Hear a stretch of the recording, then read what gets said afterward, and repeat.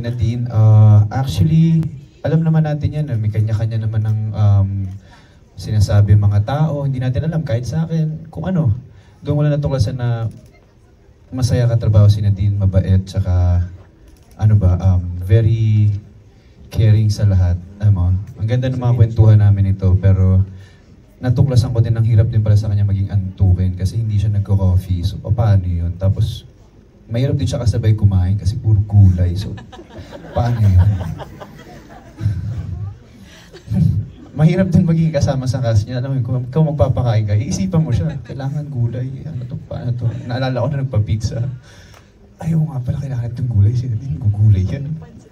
Uy, pansit canton pa. Naalala ko nung kumain sila ng pansit canton, hindi na ako niyaya. Ako yata nasa labas ang kwentuhan. Kasi ako may shinare sa kanya na parang ganito, ganyan. Alam mo ba yung pansit canton, hindi naman nabasa. Hindi ganyan. Yung oil niyan galing sa ganito, ganyan. Sabi niya, what? Na-stuck siya mga siguro 5 minutes. Hindi na siya kumain. Sabi, wala na akong magagawa, nakain ko na eh. Pero hindi na talaga ako kakain yan. So yun.